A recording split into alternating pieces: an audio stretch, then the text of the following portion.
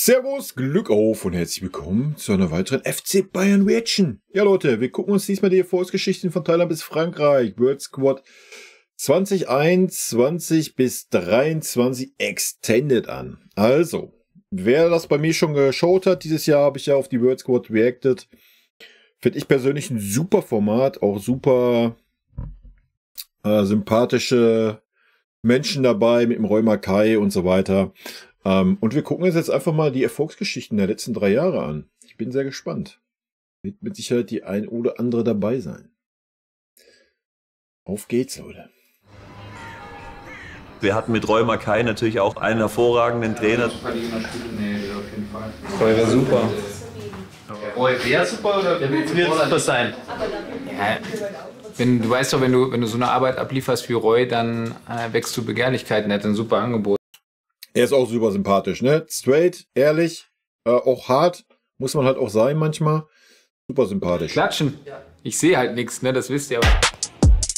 Zunächst freuen wir uns natürlich wahnsinnig, dass wir Roy nochmal dafür gewinnen konnten, dieses Jahr wieder mit dabei zu sein und die Mannschaft zu trainieren. Der Goalie war echt stark, Alter. Ich bin mal gespannt, ob wir da vielleicht mal in 1, 2 Jahren davon sehen wir uns.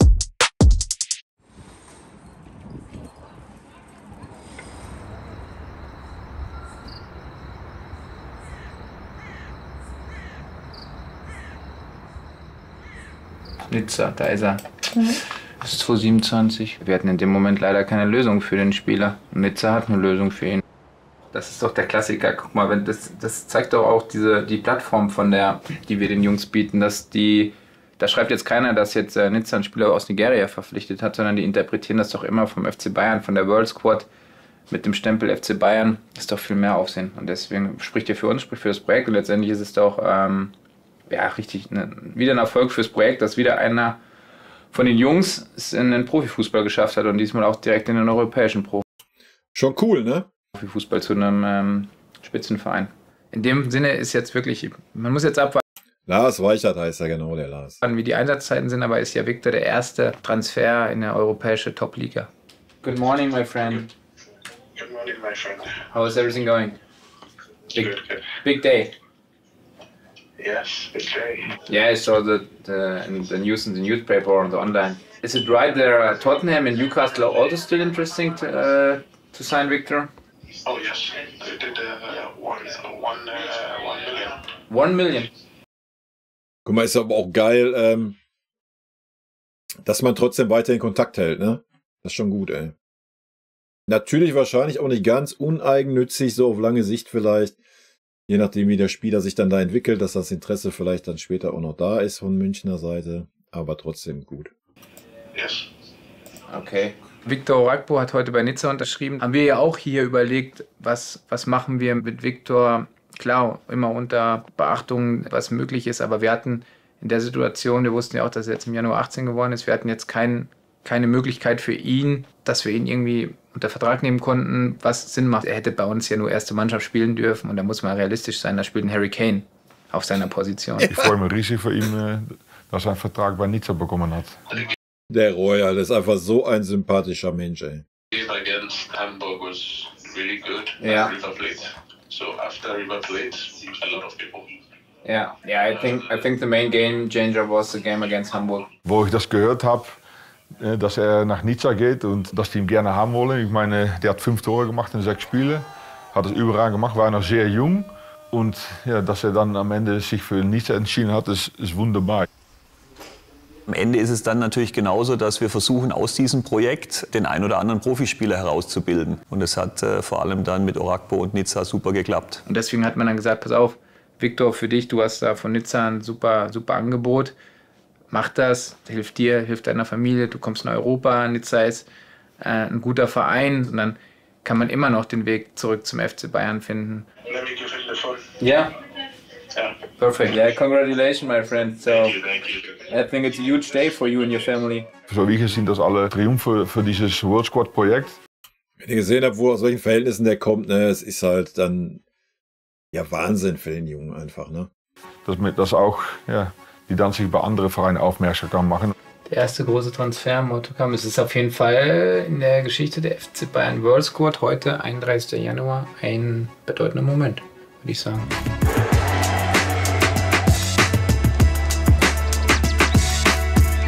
Ja, und zeigt halt auch für kommende Projekte, das findet ja jedes Jahr statt, ist natürlich auch nochmal ein anderer Ansporn dann für die Jungs, ne? Wenn man auch sieht, jo, man kann es, wenn es dann beim FC Bayern nicht klappt, aber man trotzdem überzeugt. Ja, man kommt in den Fokus auch anderer europäischer Vereine, ne?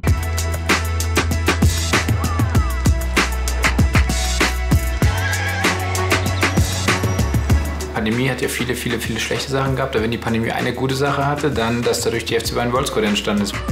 Corona war natürlich eine schwierige Situation für uns alle. Wir wussten auch nicht genau, wie die Welt sich entwickelt, welche Aktivitäten können wir weiterhin machen. Jeder musste anfangen, auch wir als FC Bayern, uns ein bisschen neu zu erfinden, was man an Aktivierungen machen kann. Und dieses Projekt hat uns da wirklich gefallen, weil es eben sehr viel vor Ort möglich gemacht hat, weil es am Ende des Tages viel verbunden hat mit uns. Und deswegen sind wir da sehr schnell auf den Zug aufgesprungen und sind froh, dass wir unterstützen konnten. T-Shirt. Yeah. Ja! Oh!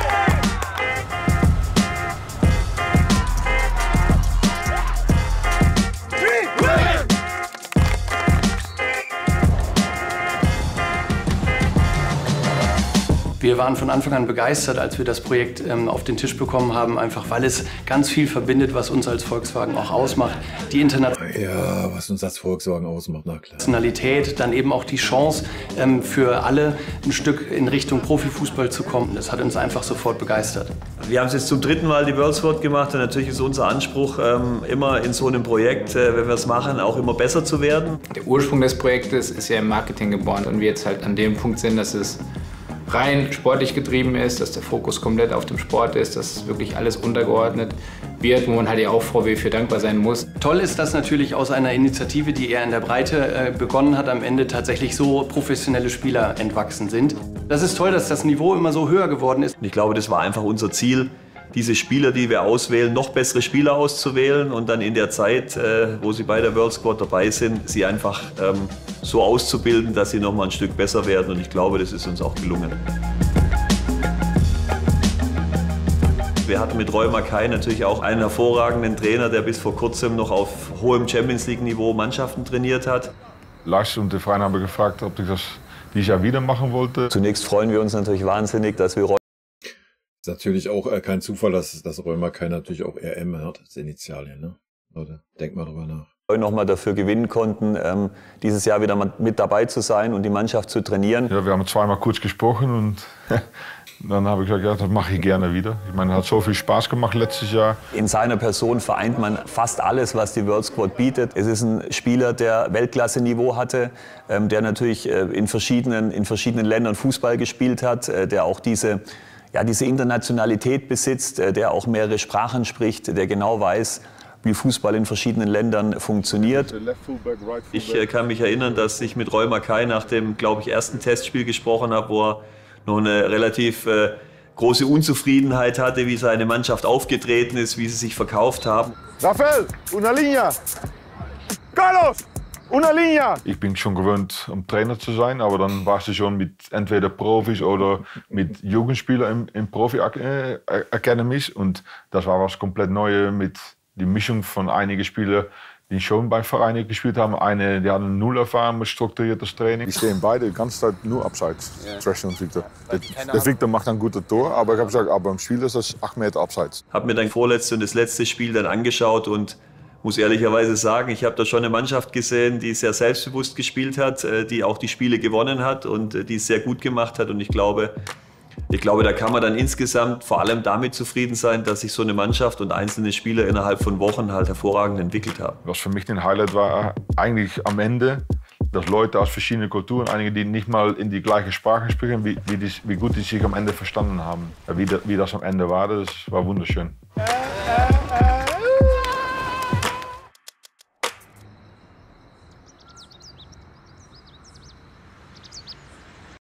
Ist schon ein cooles Projekt, Leute.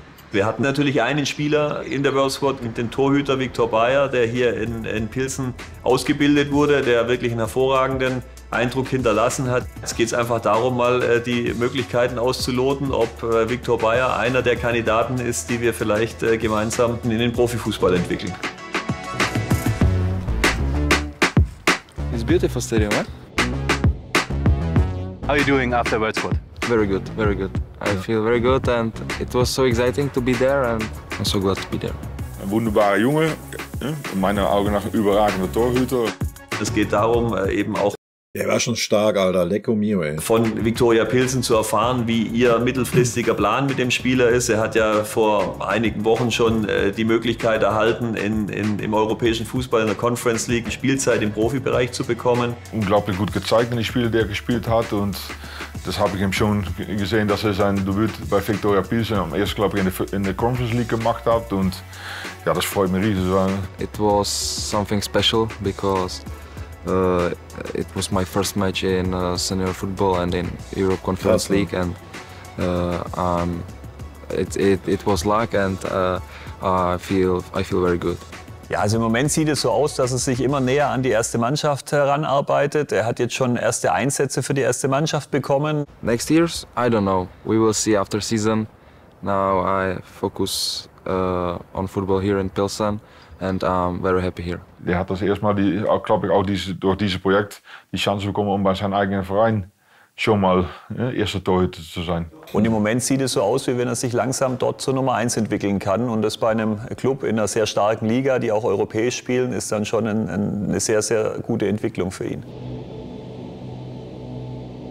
Wunderschön ist, dass aus einer Initiative, die eigentlich aus der Breite kommt, am Ende doch ein Spitzensport geworden ist, Spitzenfußball geworden ist. Das passt hundertprozentig zu unserer Strategie und es ist ganz toll, dass wir hier in diesem Projekt beides verbinden können. Im Großen und Ganzen hat uns VW Zugänge ermöglicht. Dann natürlich auch, was uns auch immer als FC Bayern wichtig ist, als internationaler Club und mit einer sehr hohen sozialen Verantwortung, CSR-Projekte umzusetzen, dass man halt nicht nur den Fußball in das Land bringt, sondern auch in Hilfseinrichtungen geht, da mit den Kindern Aktivitäten macht und einfach gute Sachen auch neben dem Platz macht. Unsere Initiative A Chance to Play sagt ja schon der Name, dass es darum geht, dass eben Kinder und Menschen das Recht auf das Spielen haben dürfen. Und wir haben diese Aktivität zusammen mit Telesom in vielen verschiedenen Ländern, da wo wir Fabriken haben, ins Leben gerufen, um eben tatsächlich Menschen von der Straße zu bringen und über den Sport, über den Fußball am Ende ihnen eine Perspektive zu bieten. Ich kenne das, ich komme auch von der Straße sozusagen. Ich habe halt nur das Glück gehabt. Ich weiß nicht, wie ich das in Wörter fassen soll, wie dankbar ich an Lars bin. Gut, Viktor.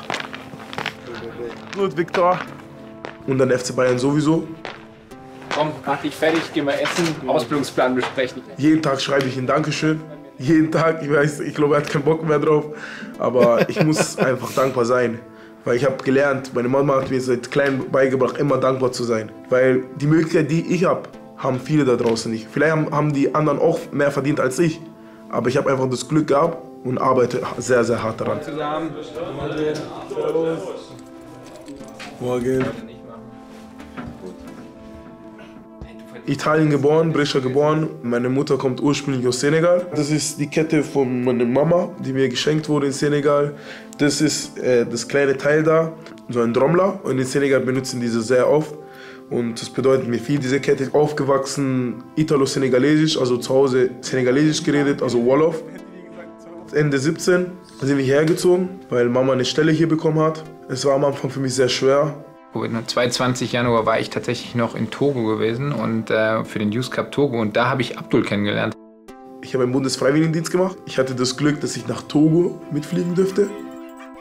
Und dann hat sich Abdul tatsächlich damals für die FC Bayern World Squad erste Saison beworben. Und dann ist so, das ist meine Riesenchance, die muss ich nehmen. Habe mich beworben, ich wurde in der Allianz Arena eingeladen, mit Tom Starke Torwarttraining gehabt, mit 2 Torhütern noch. Okay, eine Hand, damit rechts, damit links. Komm her, mein Freund, ich mach dir die Schuhe zu. Und ich wurde Tom Stark, auch ein guter Typ, ey. genommen. Heute hatte einer einen Tick die Nase vorn, das war Abdul. Bin dann nach Mexiko geflogen. Und dann bin ich hierher wieder und seitdem ging alles berghoch. Mit den ganzen Jungs, die hier hinter mir an der Wand hängen, die ganzen World Squad Spieler, man ist ja immer im Austausch. Wenn was ist, sie wissen, sie können sich bei uns melden und mit Abdul ist es auch nie abgerissen. Das ist schon wirklich cool, ne? Das ist schon wirklich cool. Ich wurde ab und zu hierher gerufen bei der Amateure.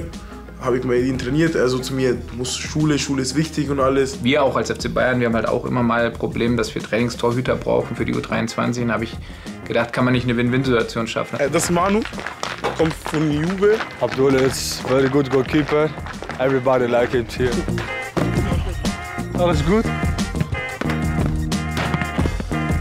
Und dann, ich weiß nicht, was ich sagen soll, weil ich so dankbar bin für ihn. Er hat gemeint, dass er eine Ausbildung hätte für mich. In Sport-Fitness-Kaufmann in der internationalen Nachwuchsfußball. Also Sport-Fitness-Kaufmann, das ist alles. Es ist so, dass man überall reinschaut, sei es Unternehmensstrukturen zu lernen, wie ist eine Organisation aufgebaut, welche Rechtsformen gibt es, welche Prozesse in dem Unternehmen. Also er blickt in alle Bereiche rein. Die Ausbildung ist einfach Weltklasse. Du sitzt hier, man sieht jeden Tag die Profis trainieren. Das wird für ihn auf jeden Fall auch eine interessante Zeit, aber auch eine fordernde Zeit, weil Schule und Beruf und Fußball, das ist nicht einfach für ihn. Das ist Traum. Ich trainiere halt bei der U23 noch von Bayern München. Ich war jetzt im Trainingslager in Spanien und alles. Ich weiß, er hat ja diesen Riesentraum, Profifußballer zu werden. Halt mal den Traum am Leben, in den du hier bei uns als Trainingstorwart einsteigst. Und dann findet man noch eine andere Möglichkeit mit Sicherheit, wo du auch noch spielen kannst. Das ist es eigentlich. Es ist ein sportlich, ein soziales Projekt, wo Leute, die normalerweise nie die Möglichkeit haben, dass sie zumindest für 4 Wochen das erleben können, was es bedeutet, um ein Profispieler zu sein. Und hoffentlich sich so zu zeigen, dass für die entweder beim Bayern oder bei einem anderen Verein einen Vertrag herausbekommen. Er ist super ambitioniert und er hat klare Ziele und er wird es auch durchziehen. Also Berufsausbildung, das wird er auf jeden Fall durchziehen. Die andere Geschichte mit Fußball, das ist er selber, da gehören halt viele Komponenten dazu. Aber da werden wir ihn auch bestmöglich unterstützen. Und so wie er es jetzt macht, ist er auf einem richtig guten Weg. Ja, schon krass, ne? Wenn man das auch mal sieht. Und schön zu, haben wir ja auch schon bei der Bird Squad Staffel gesagt, ist einfach schön, auch mal hinter die Kulissen zu schauen, ne? Und dann mal zu schauen, was der Verein halt auch macht, jetzt für so einen jungen Spieler, wo jetzt nicht der Hintergedanke da ist, oh yo, das ist ein Spieler, der bei uns irgendwie Profi werden kann, ne? So, das muss man ja ganz klar sagen. Und dann hast du auf der anderen Seite da die 20 Millionen Millionäre verdienenden, faulen. Es geht ja nicht darum, am Ende des Tages Profis heranzuziehen. Es geht uns vielmehr darum, die Chance zu liefern, dass die jungen Menschen eben in die Richtung laufen können. Ist aber natürlich trotzdem eine tolle Bestätigung, wenn es dann soweit kommt. You know, I'm very happy to join this amazing club, first of all. But also, it's a step in my football career. So I get to come to a better club with better facilities, with better people and better players. So overall, I think I'm very delighted to be here, to be honest. Ja, das ist doch gut. Ich meine, wir haben ein paar Mal mit ihm gesprochen. Ich weiß seine Ambition. Ja, wenn dann bei der größten Verein in Thailand einen Vertrag unterschreibt, das ist doch schön für ihn. My short-term goals is definitely to work hard and get on the field, you know, impress the coach. And then long-term, I've always said I want to play in Europe at the highest level. I don't want to regret anything in my career, so that's definitely somewhere where I want to go. Ich meine, er hat natürlich dieses Jahr super viel Kritik geerntet, aber er hat es dann angenommen, umgesetzt und jetzt verfolgen wir mit Spannung seinen Weg, wie er da performt in der ersten Liga in Thailand und dann hoffentlich vielleicht den Weg auch noch nach Europa findet und auch noch den nächsten Schritt geht. Schwieriger Charakter, war. Aber vielleicht hat er ja was mitgenommen von der ganzen Geschichte dieses Jahr und ja, wie es gerade schon gesagt wurde, vielleicht geht er seinen Weg noch, ne? An das Video von Daniel Francis erinnern wir uns noch sehr gut. Da konnte man wirklich im Hintergrund sehen, dass die Lebensumstände anders sind, als sie das in Europa sind. Wie überraschend. Ja, das war komplett, das ganze Ding war wahnsinnig. My name is Daniel Francis. I'm 17 years old. I'm from Nigeria. I'm a footballer. I play as a defensive midfield. I love football. Sensationell. Also ich sehe ihn heute noch durch Pylonen rennen. Das haben wir dann bei VW gepitcht.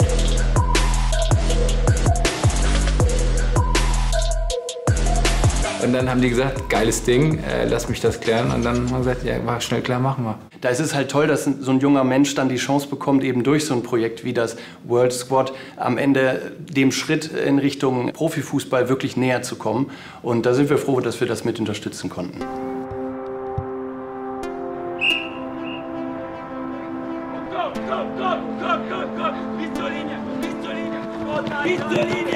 The World Squad helped me a lot because without the World Squad I would not be here. A great project for youth to become a professional. It changed my life a lot because I traveled through the World Squad. I go to different countries which I have never dreamed of being there. Like Brazil, I've never dreamed of going to Brazil. Your first professional contract. It's a great opportunity for me and also thanks to World Squad actually. Daniel ist ja nach Innsbruck verkauft worden mit der Rückkaufoption, die wir haben für ihn. It's quite quick and the people, the coaches, they help me also to get used to everything. Am Anfang war er ziemlich schüchtern, aber ja, mittlerweile ist er sehr aufgetaut, man nimmt seine Rolle an. Klar, das Ziel ist immer, dass ein Spieler höchstmöglich spielen kann, aber es müssen halt immer verschiedene Komponenten zusammenpassen. Seine Rolle ist, dass er eigentlich ja, im Zentrum unser wichtigster Spieler ist. Er räumt alles weg, was zum Wegräumen ist. Mit seiner physischen Präsenz ist er ein unglaublicher Mehrwert für uns und ist ein Garant für unseren Erfolg. Ja. It's a very great team and a very big project for the team and also as a player for you to grow up and become what you want to be, a professional footballer actually. Ich glaube, er fühlt sich wirklich wohl. It's quite a good 6 months for me. Dass er in Innsbruck eine richtige coole Stadt, einen coolen Verein und einfach ein gutes Umfeld hat für seinen jetzigen Entwicklungsstand. For me as a player, I will try my best to do all I have to do to get to the top and also the team, to help the team to get to the top. Wir sind stetig im Austausch. Klar ist er kein Spieler von uns, aber auch Victor Rakpo, der heute bei Nizza unterschrieben hat, ist auch kein Spieler mehr von uns. Aber trotzdem bleibt man ja mit den Jungs im Austausch und beendet ja nicht mit Strich, das ist die Kommunikation. Das ist schon echt cool. Kann ich mich nur wiederholen. Das freut mich. My life in Africa was quite difficult because of the situation in Africa was not that good, not that safe for me. Er hatte letztes Jahr ein schwieriges Jahr. I learned a lot from being alone. And back home I was staying with my parents. I have somebody caring for me, some stuff like that. But now I care for myself and being a man. Yeah, it's hard sometimes, but you leave home to feed home, so you don't have to think about it that much. I always call my mom every night, so it's not a problem for me. Und er ist glücklich, dass er da ist, und wir sind natürlich glücklich, dass er bei uns ist, ja. Now I can support my family. They are comfortable now, I think, so yeah. Unser Ziel ist es ja, dass wir Spielern aus strukturschwächeren Ländern, wo halt das Scouting noch nicht so ausgebaut ist wie vielleicht in manchen europäischen Ländern, trotzdem noch in diesem Alter, wo vielleicht vermeintlich der Zug schon abgefahren ist, trotzdem noch mal die Plattform bieten, dass man sich zeigen kann und dass du halt eine riesen Bühne bekommst. Tja.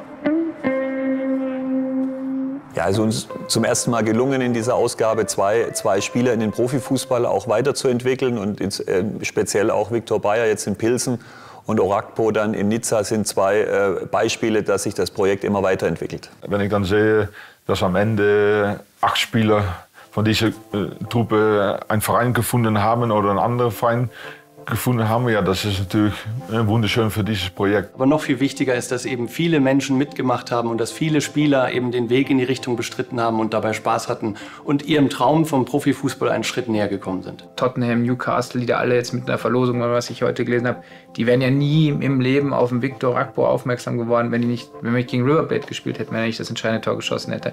Wenn wir nicht gegen HSV 4-1 gewonnen hätten, wenn er dann nicht die Tore geschossen hätte, die entscheiden. Wenn die Doku nicht gelaufen wäre auf der Zone, das wäre nie passiert. Und dafür ist es, das freut mich, es ist ein riesen Erfolg und man muss halt, was man halt neben dem ganzen Fußball und diesen unnatürlich hohen Summen, die in diesem Fußballgeschäft, die unnormalen Summen, die da herrschen, muss man halt auch mal sehen, was man jetzt so einem Jungen mit seiner Familie in Nigeria heute durch die Unterschrift bei Nizza, dass das für sie einfach ein kompletter Gamechanger ist. Ja, dass die komplette Familie ab sofort ein anderes Leben haben wird. Das ist einfach die Realität.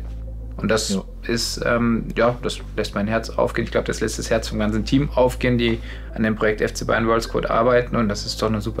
Das lässt sogar mein Herz aufgehen, nur beim Zugucken, Leute. Geschichte. Die ganzen Aspekte zu kombinieren, macht die World Squad einfach einmalig. Ein Fazit für uns ist auf jeden Fall, dass es einen Fußball gibt. Egal wo er gespielt wird, egal von wem er gespielt wird, es gibt da keine Unterschiede.